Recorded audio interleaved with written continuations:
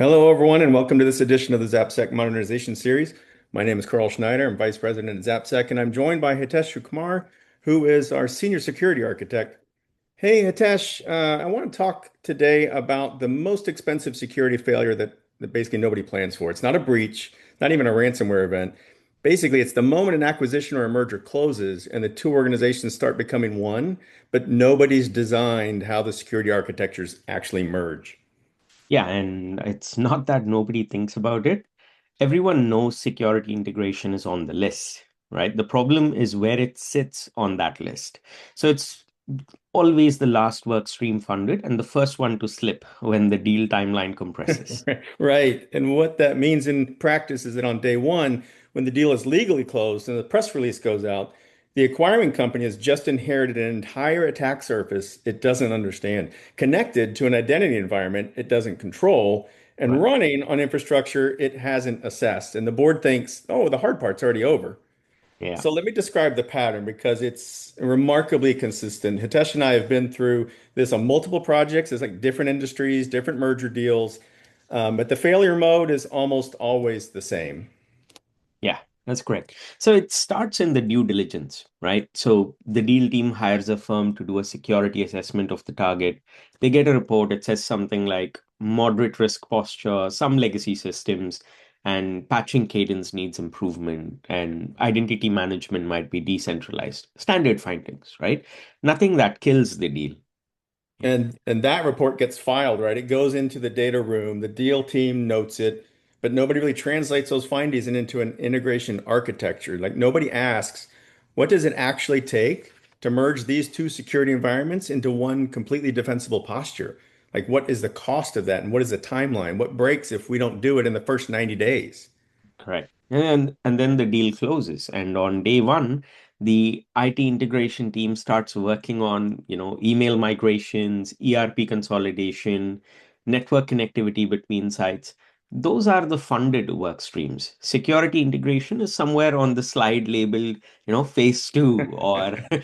post-integration optimization, which in practice means it doesn't happen for at least 6 to 12 months, sometimes even longer. Right. And during those 6 to 12 months, the two organizations are fully connected, right? The networks are bridged because the business needs interoperability. And users from the acquired entity are accessing the parent systems through temporary access grants that ultimately become permanent.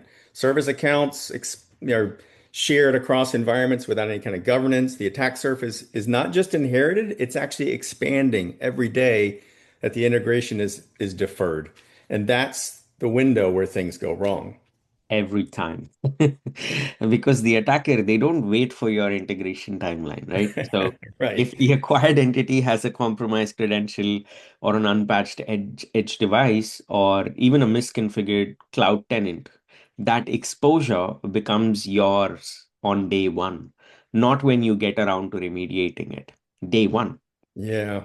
Yeah. So let's talk about this. What does a structured integration actually look like? Because CISOs are watching this and they need to know what to fund and what to sequence. Yeah. So there are three pillars, right? And the order matters in most of the cases. First, identity consolidation. So this is the most urgent and the most neglected. On day one, you have two identity environments, two active directories, or one active directory, one Entra ID, or some combination with a legacy IDP that the acquired company never decommissioned. So every one of those identity stores is a trust boundary. Until you consolidate them into a single governed identity plane, you cannot enforce consistent policies across the combined entity. So you don't know who has access to what. So this has to start within the first 30 days, like not 90, 30 days. Right. And the reason it can't be 90 is because every day you operate with ungoverned identity sprawl is a day where a compromised account from the acquired entity can move laterally into the parent's environment. Like the business pressure to give people access fast is enormous, but access without governance is just like an open door with a welcome mat. Correct. Yeah. And secondly, you have the network segmentation between the two environments, right? So before you bridge the networks for interoperability, you need at least a foundational enforcement boundary between them, not a flat connection, a segmented connection with policy that governs what traffic can cross between the acquired environment and the parent.